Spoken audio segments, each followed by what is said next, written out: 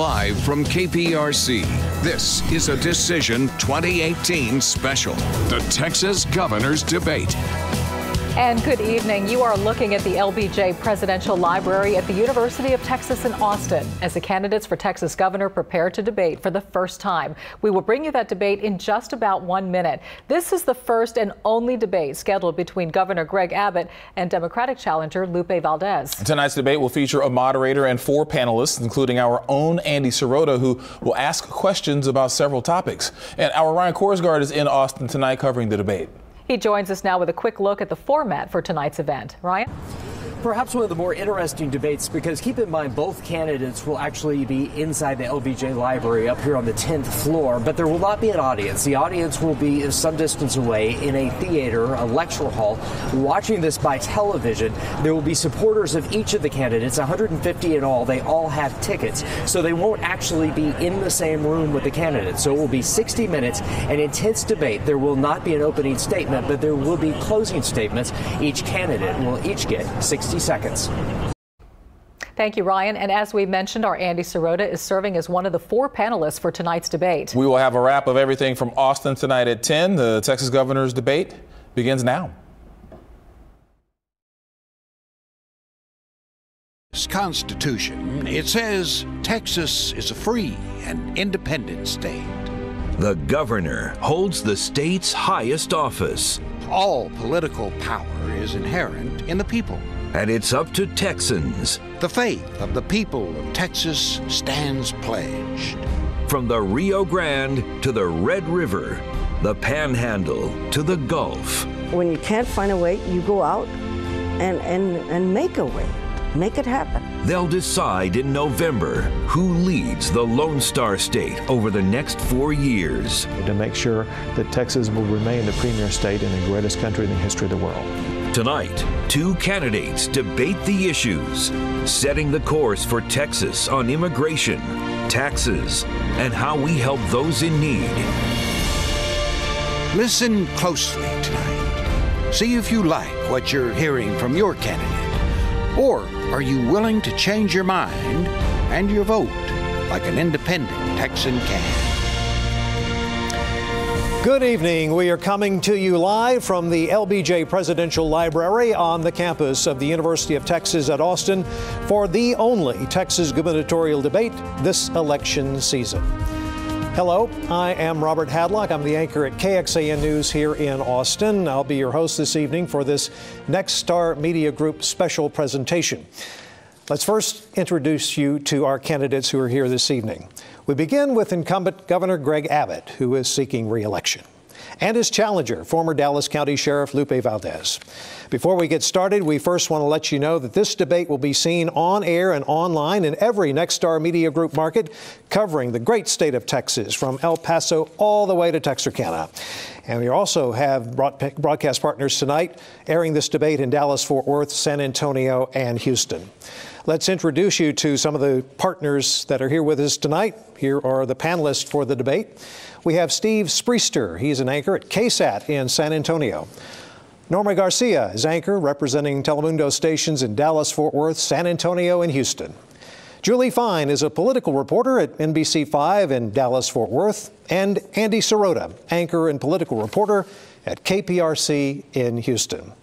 Here is a quick rundown of the rules we have this evening. Each candidate will get 60 seconds to answer the main questions, 30 seconds for rebuttal, and if needed, 30 seconds for any follow-ups. The sound of a bell will ring when their time is up.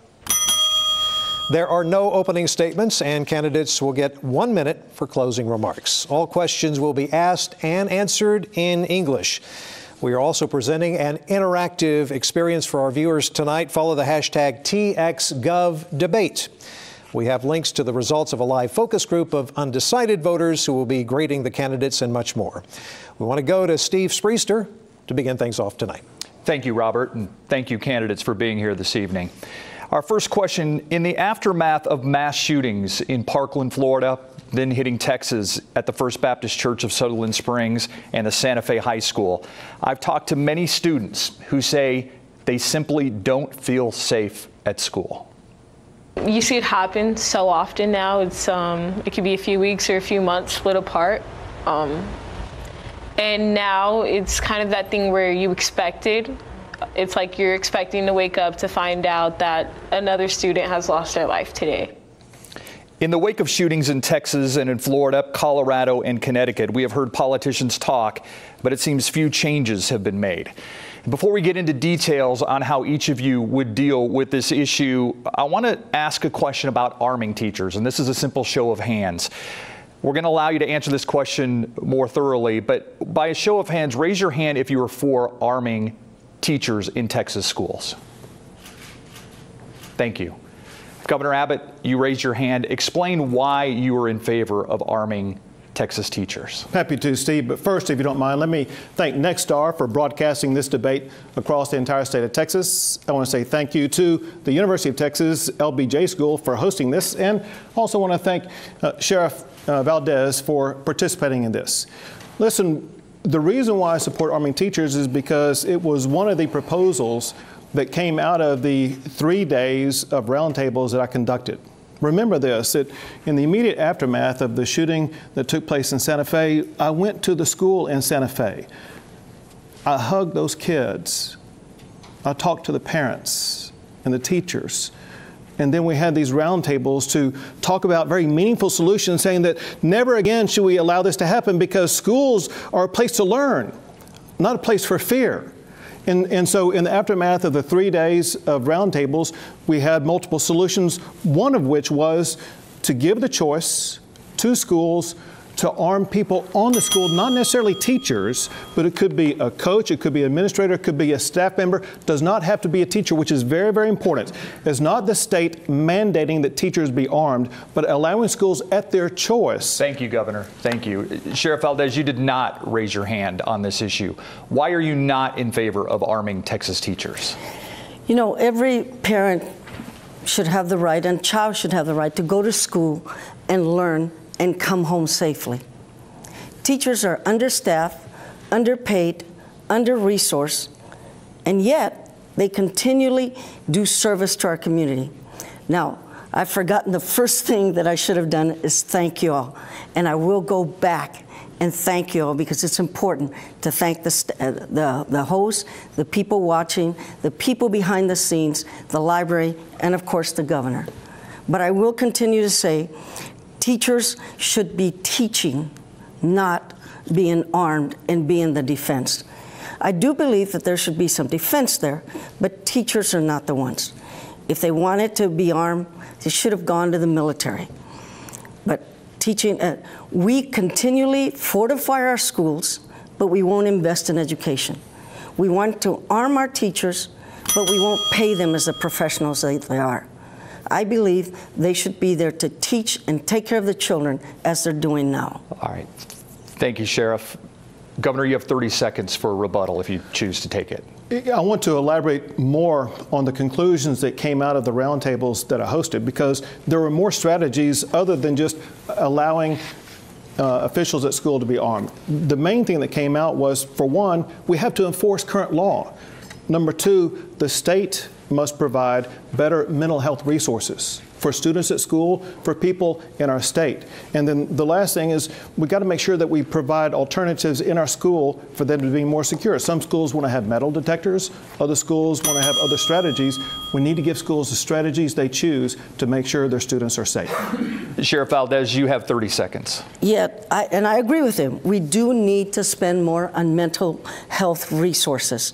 But I did talk to the students also. As a matter of fact, there's some of them downstairs right now. And they said nothing about arming teachers. They're more concerned about the adults listening to them. They're literally marching in the street, asking the adults to make decent decisions. We are the adults. They shouldn't be begging us to do the right thing. We need to take the step and do the right thing. Thank you, Sheriff. Governor Abbott, a follow-up question. You directed the legislature to look at expanding the red flag laws for mental health issues or suspicion of mental health issues. If this expanded red flag bill comes to your desk, will you sign it? You have 30 seconds. Well, listen, concerns have been raised about red flag laws, about it taking or compromising Second Amendment rights without due process. And that obviously would be a serious legal problem. And so if that were the way that the law looked, that's something that I could not support. What I do support, Steve, however, are the strategies that came out of the roundtables. Very importantly, you don't want to come up with these things off the cuff. Having met with dozens of experts around the state, they emphasize the importance of investing in mental health, providing greater law enforcement presence at schools, as well as enforcing current laws. You would not support a red flag law? Would not support a red flag law that would take guns away from people without due process. Thank you. Sheriff, you have said in the past that you would be in favor of expanding red flag laws. Yes. Will you expand on that a little bit? I mean, a lot of people would have issue with the fact that a Texan is punished before a crime is even committed. They're not punished. There is due process. Red flag laws were meant to stop people from doing harm to themselves and others. I believe that if you're saying we're not going to do the red flag laws, then we're okay with people doing harm to themselves and others. This is not about continual gun violence. This is about stopping gun violence. I think the governor has confusion between gun ownership and gun violence. There is a difference between people who own guns and act appropriately and people who don't. Thank you, Sheriff. Norma Garcia has our next question. Thank you, Steve. Since 2001, the Texas DREAM Act has allowed college students in Texas to receive in-state tuition and grants regardless of immigration status. For the last 2 sessions, there has been an effort to repeal this law, but so far it has failed. Sheriff Valdez, all this is happening while the cost of college continues to rise. As governor, how will you afford to keep this going for students who are not U.S. citizens? Sheriff Valdez, you have 60 seconds to answer the question. We're always going to go on the choice that makes people better. The Dreamers have been here, they were raised here, they go to school here, they have jobs here, there are teachers, our doctors, our plumbers, and this is the only country that they know. I believe in a path for citizenship for the Dreamers. Therefore, we need to prepare them to be here and be educated. Public education is an equalizer, all the way up to college. It's an equalizer, and we need to be able to give them the opportunities that they need so they can go on being an asset to the community. They are currently employers, and they continue to benefit the community, and we need to make sure that they get the best that they can in order to be productive in the community. Governor, in 2014, you told the Texas Tribune that you would not veto a repeal of the Texas DREAM Act. Is that still the case? Why or why not? Norma, let me explain, and that is the legislators who passed that DREAM Act, they had a noble cause behind what they were seeking to do, but there was a flaw in the structure in the law that passed. The law that passed said that these students who received in-state tuition had to demonstrate that they were on a pathway toward achieving legal status. However, there is no apparatus in the law to make sure that that, in fact, is being done. Hence, the law is structured, is flawed, and it has to be fixed. And you would repeal it? So we're blaming the students for a broken immigration system? That's what we're doing. We're blaming the students because they can't go through a decent immigration system, so we continue to blame them. Governor, would you like to respond? You have 30 seconds. The important thing that we do in the state of Texas is our job first is to make sure we educate Texas students. That's the purpose of the Texas university system. In addition to Texas students, Texas universities have the option of allowing students to attend who may be from outside of the state of Texas. And there are certain laws, rules, and regulations, whether you're from Oklahoma or Mexico or New Zealand, and those laws have to be respected. Live here. One thing about the United States of America, they live this here, country Governor. has been based upon the rule of law. That is, violations of the rule of law trample the very principle all the the United time States that we was have for created this upon. question, Governor. The next question comes from Julie Fine.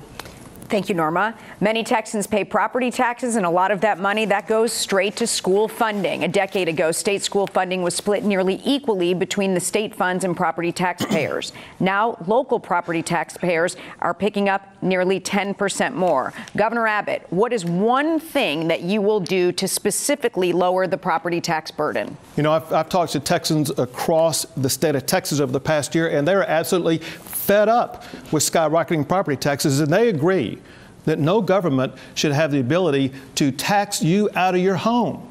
We got to remember this, Julie, and that is that people who own homes, they're not renters of the property from the city they're paying taxes to. And so we need to reform this in a way that will allow voter approval before taxes are increased. So my property tax plan, which you can find by going to gregabbott.com, is very clear. It limits government's ability to raise your taxes. And also, and it gives you, the homeowner, the authority to fire your tax appraiser by adding an election process for tax appraisers. Sheriff Valdez, you have 60 seconds. What is something that you would do to lower the property tax burden? First of all, we cannot talk about property taxes without talking about education, public education.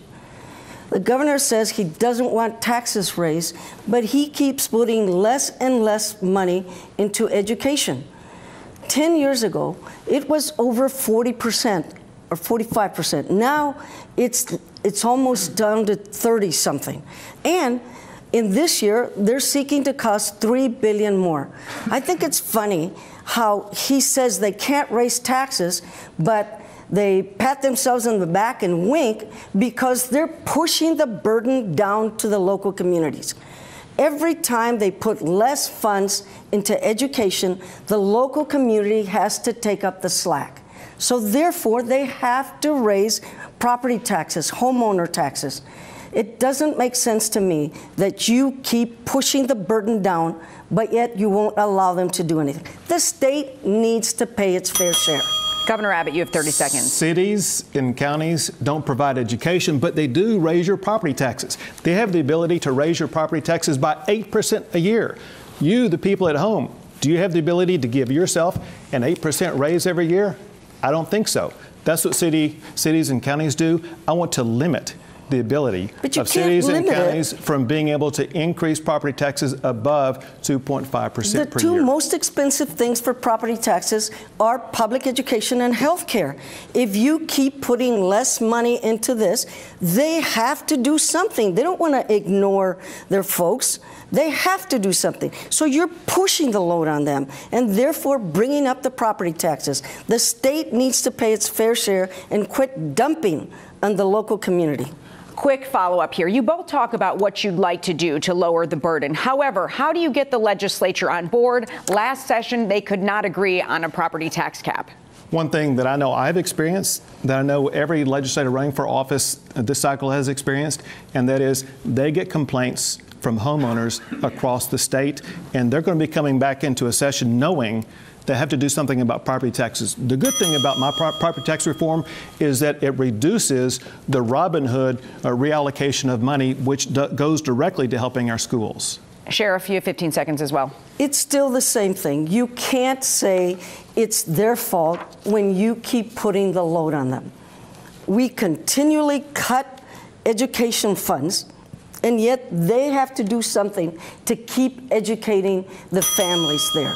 If I could add, one thing that's clear, you both I'm have the 10 only seconds, candidate on stage tonight that's articulated a plan to cut your property taxes. Sheriff, you have 10 seconds to respond. I'm the only candidate on the stage who knows that that's not correct. You need to make sure to have the state pay its fair share.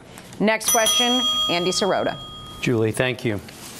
We asked viewers and voters to send us their questions for the candidates. This one is via Twitter. It's from Edith DS. She's asking, what can we do to better prepare for disasters like Hurricane Harvey? We were wondering that same thing. A year has passed since Harvey, yet many people from Beaumont to Rockport filed for assistance with FEMA, but there are families all across Southeast Texas right now who are still struggling to rebuild. According to recently released research, 1 in 5 residents in the 24-county area experienced severe damage to their home, and 8% remain displaced from their pre-Harvey home. When the Texas legislature convenes in January, as governor, will you tap the state's $11.9 billion rainy day fund? This is the largest rainy day fund in the country. Would you tap that in order to help Texans who are still struggling from the effects of Harvey? Sheriff Valdez, let's start with you. You have 60 seconds. Hasta la pregunta es necia. Even the question is ridiculous.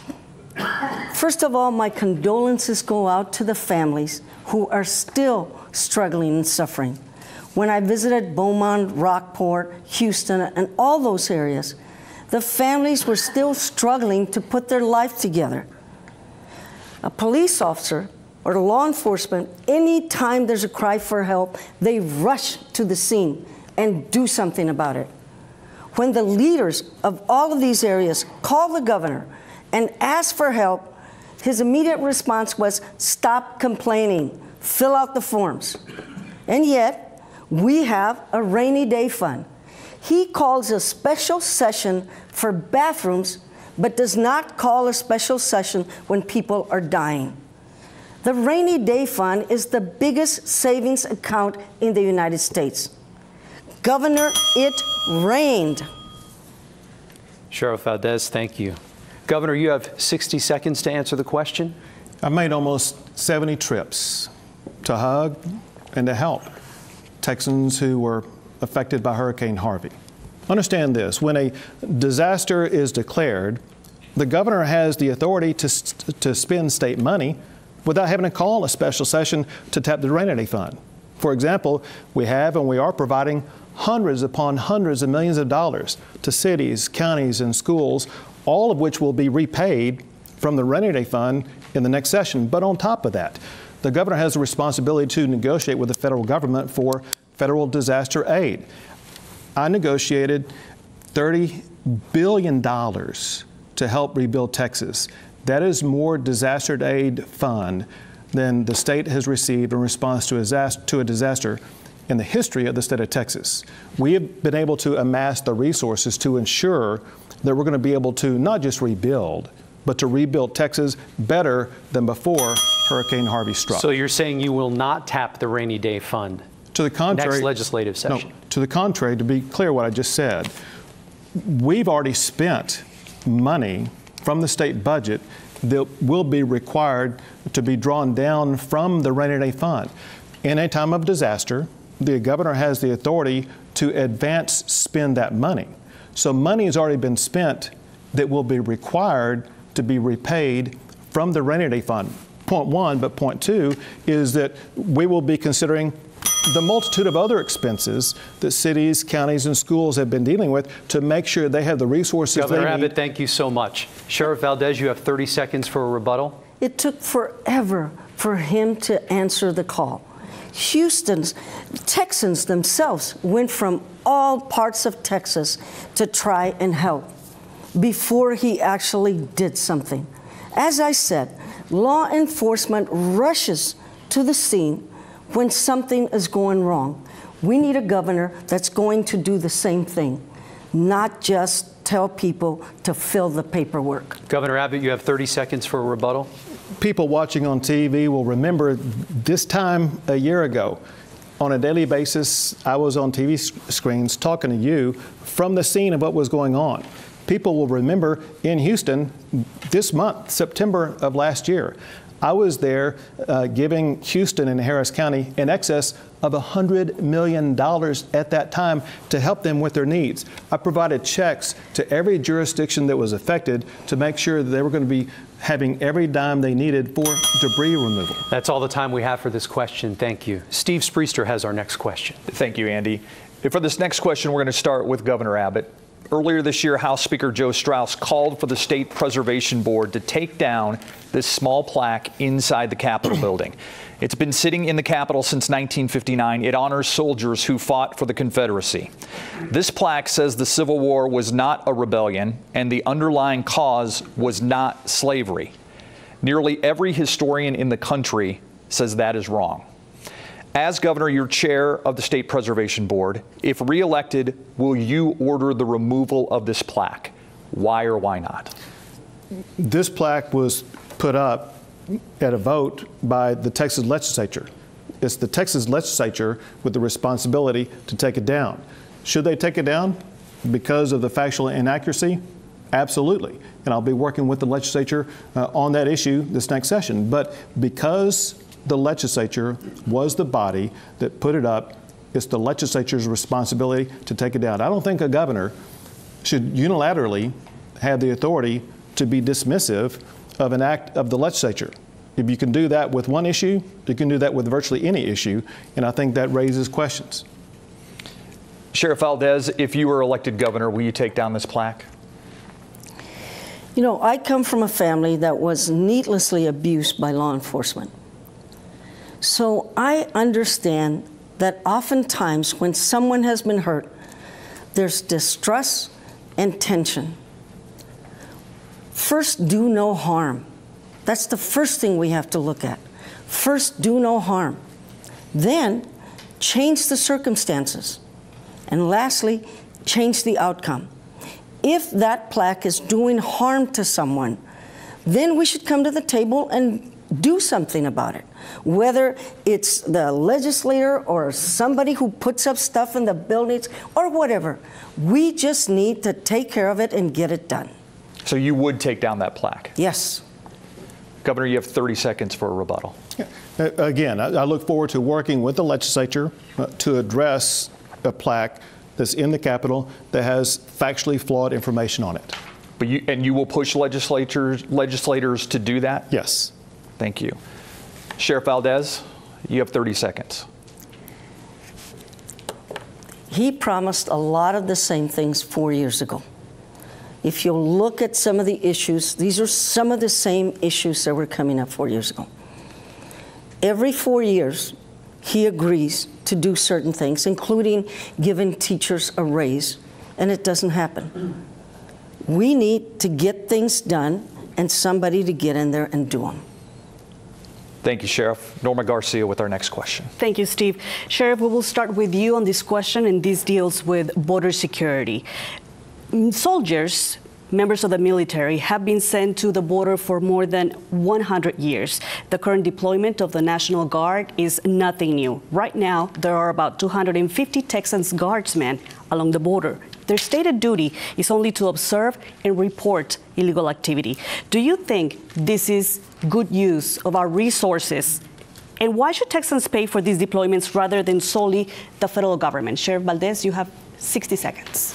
First of all, currently we have some of the safest cities along the border. El Paso, McAllen, Brownsville have all been seen as some of the safest cities on the border.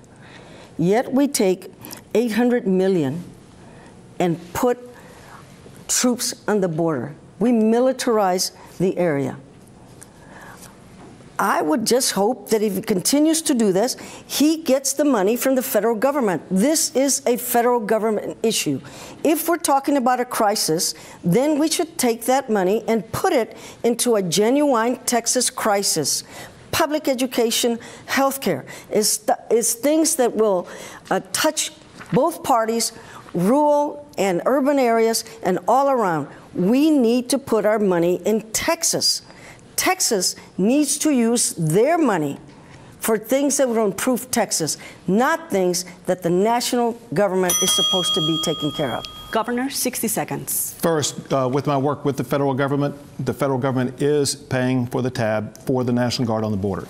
Second, the reason why I'm working to make sure that we do secure the border is because I want to go after the human traffickers, the sex traffickers, the cartel members, those who threaten us like gang members, the rise of MS-13 gang members in the state of Texas. I want to do something to put a stop to that. Let me tell you a story about a teenage girl I met in McAllen when I first ran for governor. She was talking about her brother who was playing a pickup game of soccer in McAllen, and that he had to choose whether or not a son of a cartel member was going to be on his team or not on his team. What were going to be the consequences if he chose that player? What would be the consequences if he didn't? I promised that girl I would make sure as governor I would not force her brother to have to make that decision again in the future. Sheriff Valdez, you have 30 seconds for a rebuttal. We can have plenty of stories of hardship, and there's plenty of stories of hardship of people coming across. The ones that he named that he wanted to stop are being stopped. As a matter of fact, every day there's a group that are not allowed to come through because they have some signs of maybe criminal activity. What we're putting the military up against is people who are escaping torture, who are trying to find a better life, and yet we put the military up. Are the gunboats going to start shooting the families that are coming across? Thank you, Sheriff. Governor, you have 30 seconds. It's not being done. That's why I was in McAllen 2 weeks ago announcing the opening of a new Texas anti-gang center in McAllen, where the federal, state, and local officials work collaboratively together to go after these gangs. That's on top of ones that we've opened in Houston and around the state, and I announced the proposal to open 2 more anti-gang centers, one in Tyler, one in Waco, because gang activity, including MS-13 activity, is spreading across the state, and I'm the only person running for governor who will do anything about it. And if they are coming across the state, it's because you've been in office for the last 4 years. They're coming across now because you let them in. That is all the time we have for that question. Thank you. Julie, you're next. You can build roads through tolls and taxes, and we need new roads to handle all of the new people coming to Texas. Governor, this question is to you first. Almost a year ago, you told TxDOT to remove all toll roads from their future planning. With the state growing the way it is, how do you propose paying for roads without tolls? I'm very proud, Julie, of what we've done during my tenure in office, because I made a commitment to voters 4 years ago that we would build roads without raising taxes, fees, tolls, or debt. And what we've done is, through special allocations that we made, we have been able to dedicate $7.5 billion a year for 10 years. That's $75 billion to build roads in this state without raising taxes, fees, tolls, or debt.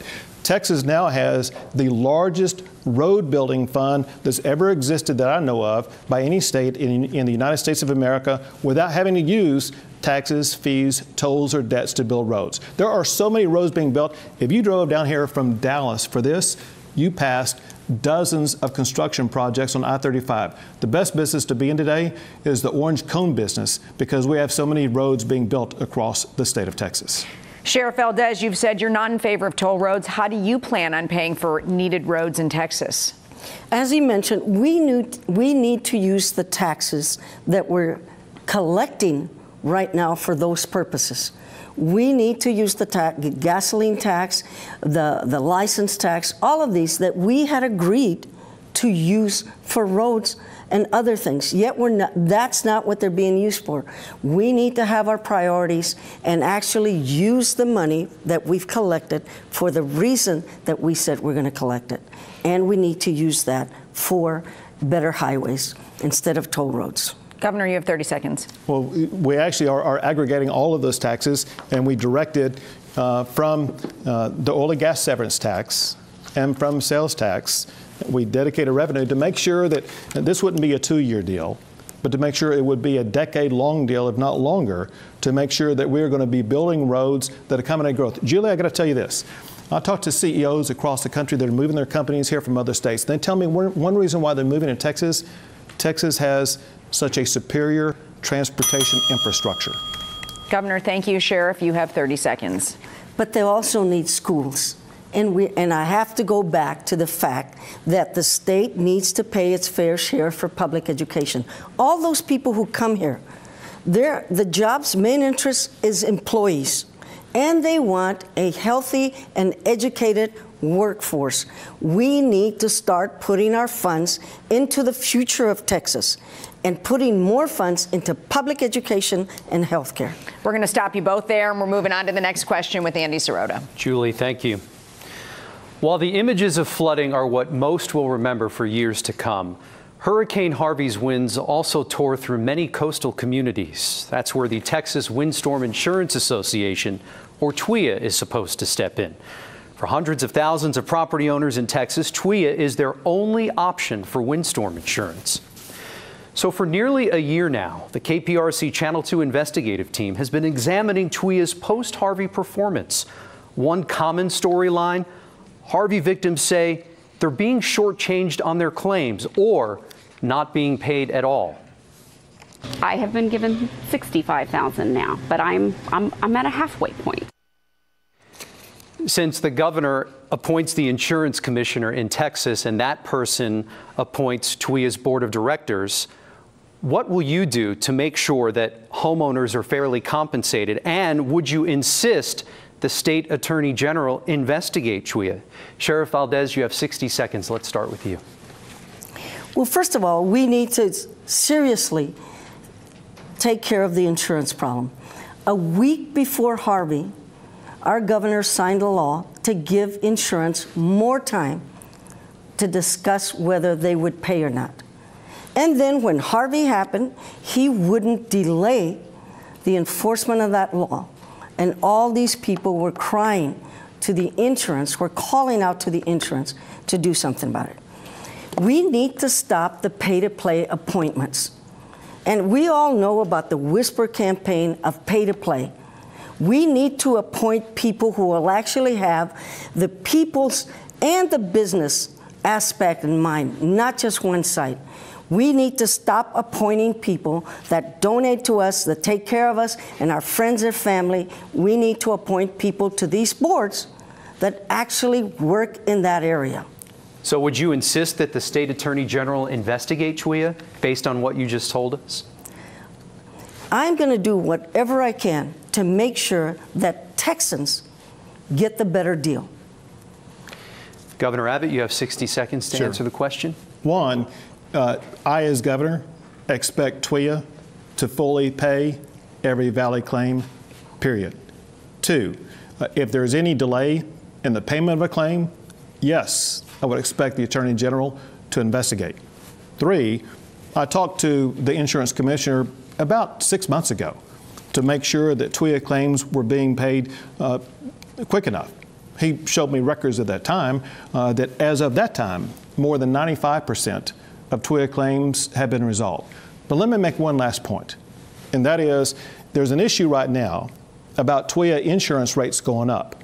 I am against the increase of TWIA insurance rates. I've talked to people like the mayor of Fulton, Jimmy Kendrick, small business owners up and down the coastal bend. They cannot afford an increase in the TWIA insurance rate. And as governor, I'm working to make sure the TWIA insurance will not be increased. Governor Abbott, thank you. Sheriff Valdez, you have 30 seconds for a rebuttal. It still comes down to the same thing. 4 years ago, he'd made more or less the same promises, and we still haven't seen it done. You need to appoint people to boards that know what the business is, not just the people that are donating to you. We need to make sure that Texas is taken care of first before we take care of the others. Governor Abbott, 30 seconds for a rebuttal. This is a classic example of what I look for in appointments.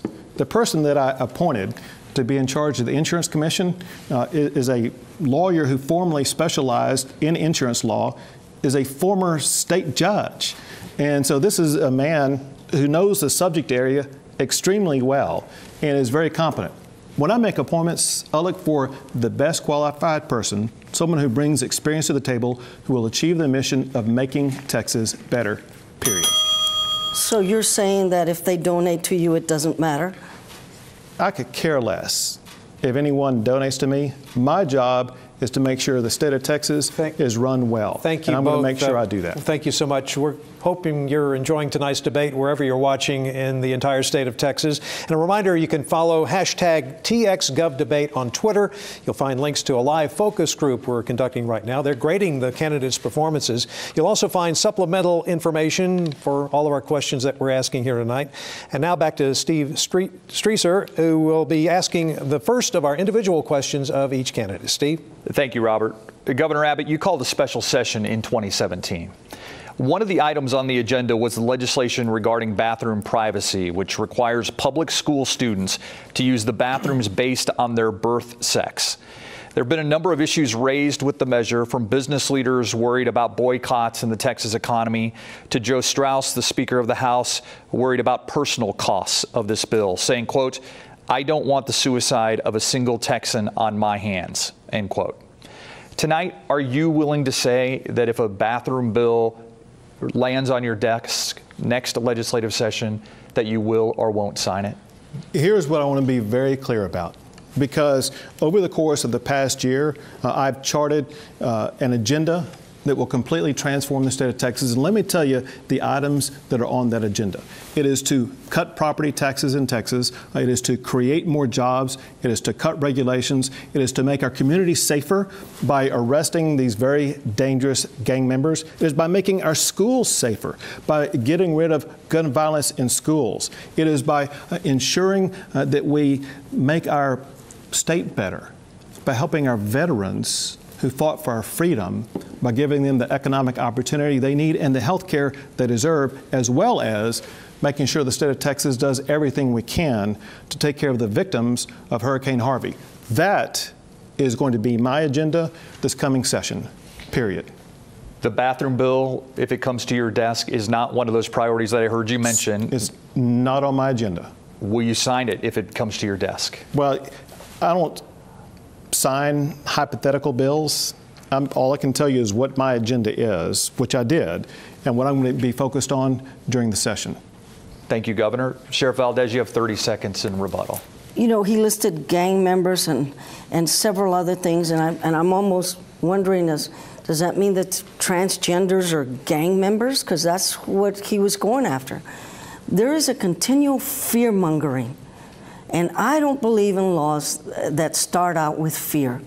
We need to stop the fear-mongering in our laws and get down to what really matters to all Texans, to have an equality life, to have an equal and fair and opportunity in this state, instead of just dealing with people that you don't agree with. Thank you, Sheriff. Governor Abbott, you have 30 seconds. One thing I know from talking to Texans all the way from Amarillo down to Brownsville, from Texarkana out to El Paso, all Texans want to make sure that they and their families are safe. One reason why I talk about safety tonight is because I talk about safety every day. That's the reason why law enforcement officials across the state of Texas have endorsed me, because the law enforcement officials know I am the governor who will work with law enforcement to keep Texans safe. Okay, I got to answer that one. I'll give you 15 seconds. We have a lot of questions we want to get to still. You know, they did endorse him. When I took over the sheriff's department, I made a lot of changes. I took on the good old boys, and I made a lot of changes. And not everybody was happy. And yes, they have a habit of endorsing the incumbent.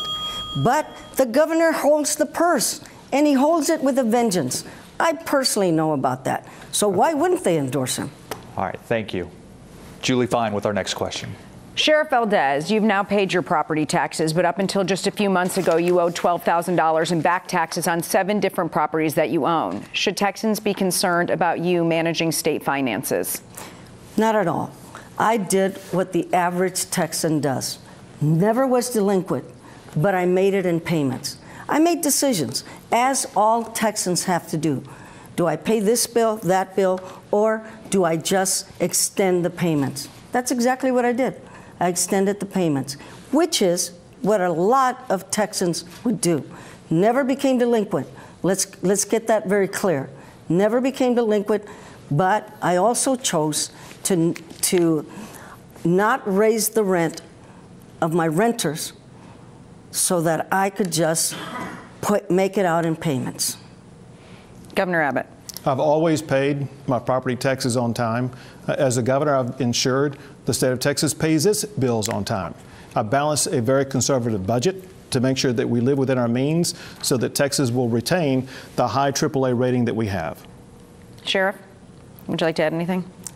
I paid my taxes just like every other Texan. And a lot of us have to do it in payments. That's exactly what I did. Thank you. And our next question goes to Norma Garcia. Thank you, Julie. That is the end of the individual questions. The next set of questions will be addressed to both candidates. Earlier this month, new numbers came out from the U.S. Census. One striking statistic is that 4.8 million Texans do not have health insurance. And the Kaiser Foundation says that 2/3 of Texans believe the state is not doing enough to get people insured. Please state one thing you will do if elected that will help more Texans get health insurance. Governor. You have 60 seconds. Sure, Norma. Very importantly, we need to understand the success that we have had. Over the past 4 years, the uninsured rate among Texans has dropped 22%. The uninsured rate among Texas children has dropped 23%. A lot of people don't know, but Texas ranks the second best state in the nation for the reduction of child uninsured rate in the United States. So we're making great progress, but there's more we can do. It's one thing that I worked on, spent months on last year about negotiating with the Federal Health and Human Services. This is bureaucratese. It's for what's called an 1115 waiver. This 1115 waiver made sure that through the Medicaid system, Texas was going to be providing greater access to Medicaid in the unique ways Texas needs.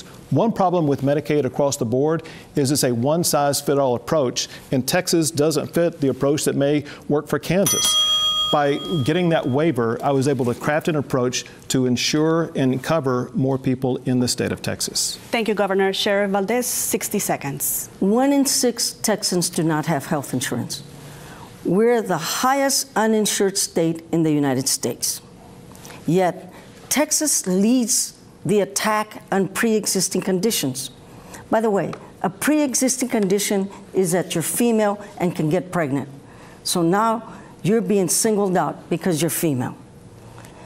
We're leaving over $10 billion a year on the table by not accepting the Medicaid extension. Yes, he put in a system.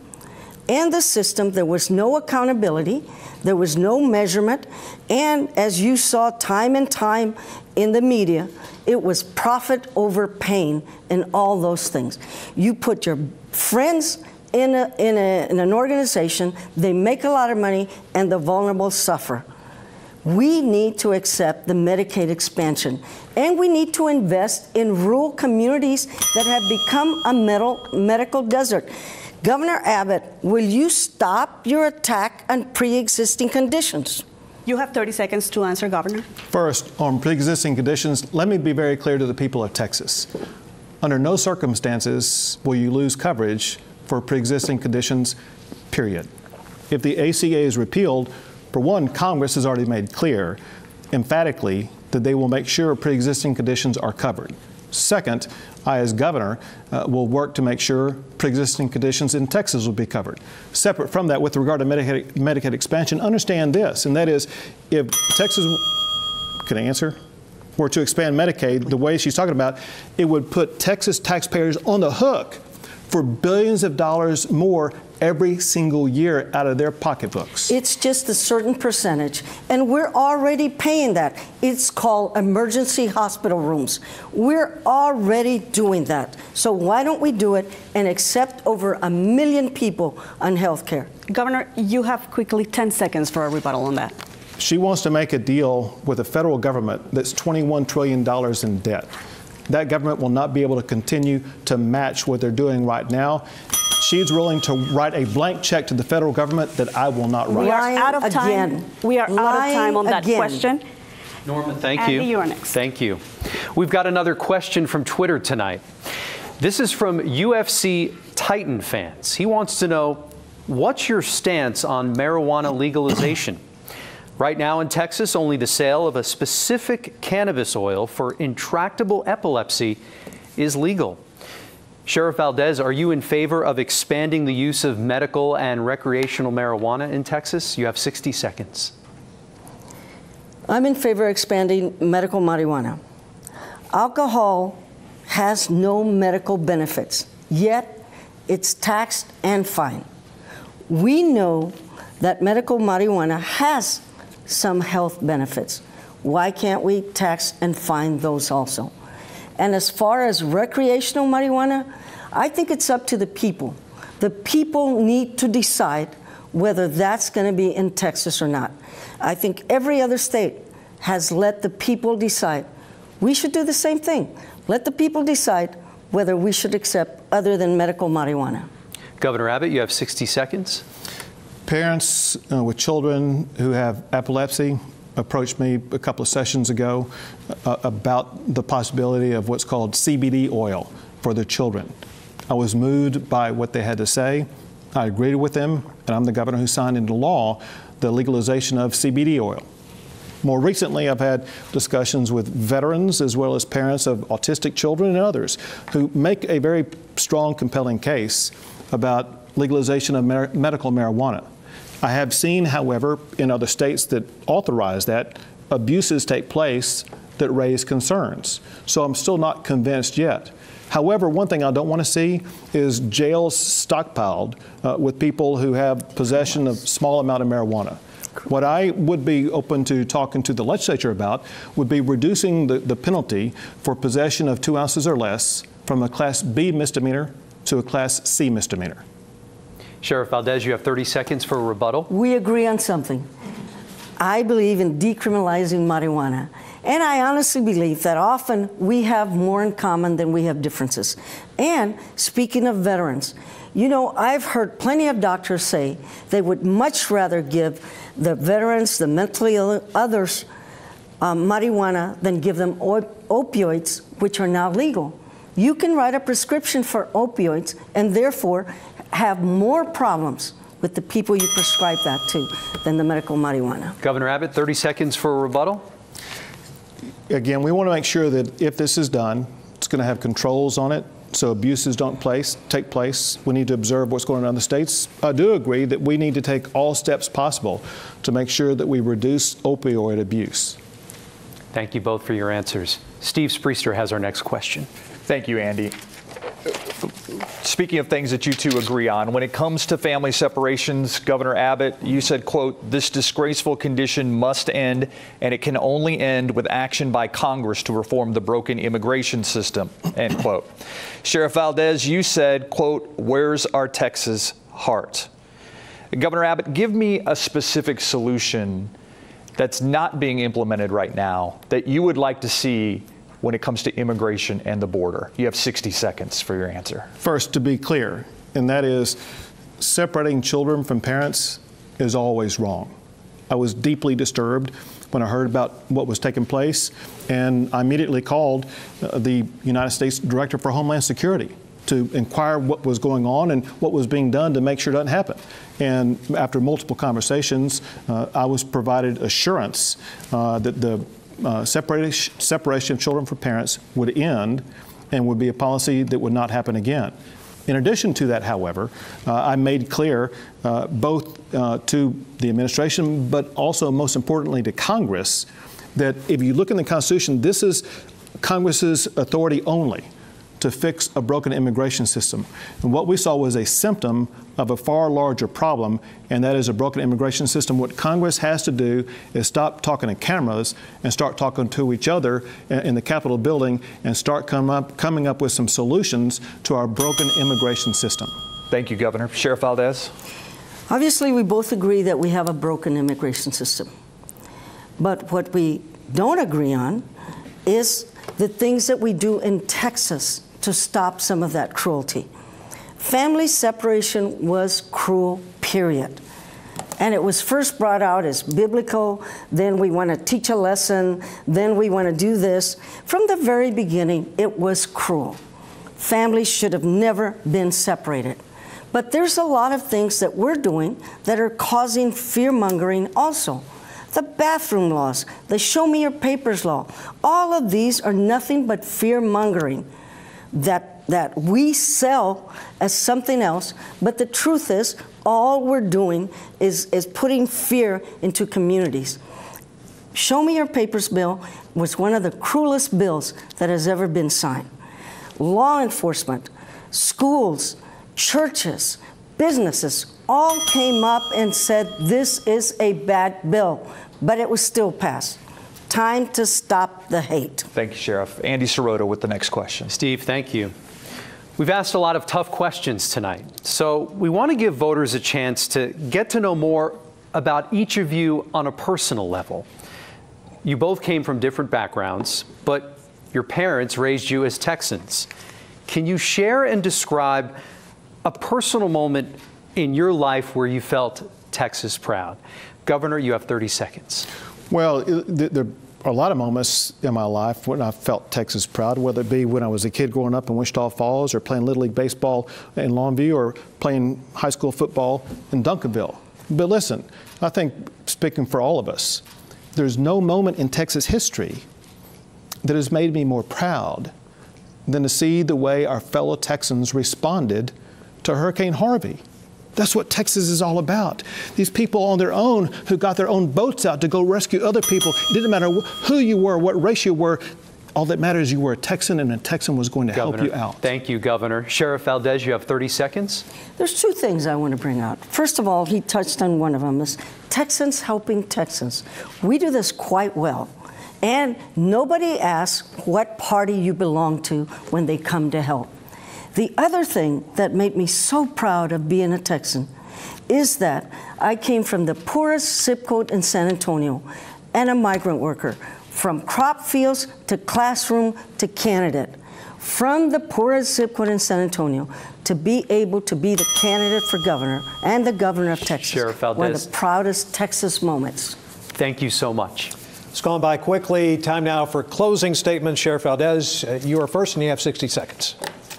First of all, thank you so much to our hosts, to the audience, to Governor Abbott, and to the people behind the scenes and the LBJ Library. I'm running for governor because I want to give everyday Texans a fighting chance. I want to make sure that the government is fair, equal, and provides opportunity for all of us. As I mentioned, I came from the poorest zip code in San Antonio, 8th child of migrant workers. Yet, because of public education, I went on to college, the military, federal agent, sheriff. As sheriff of Dallas County, I was over 2,700 employees and over a budget of $160 million. I took on the good old boy system, and with common sense, compassion, and working with a lot of folks, we made that agency into a model department. Opportunity in Texas should be as big as the Texas sky, and I want to bring that to Texas. So I humbly ask for your vote. 60 God seconds. bless you. God bless Texas. Thank you. Governor, you have 60 seconds. We live in a state where anything is possible. A state where a young man's life can be broken in half and yet he can still rise up and become governor. In Texas, you can succeed no matter your circumstances. 4 years ago, I promised to make Texas even better. And since then, working together, we've elevated Texas to new heights. Texas is #1 in the nation for doing business and for job creation. Our schools are better. High school and college graduation rates are at all-time highs, and families are safer. We've arrested thousands of dangerous criminals and taken them off the streets. But I promise you this, if you re-elect me as governor, I will never stop fighting for you and your family.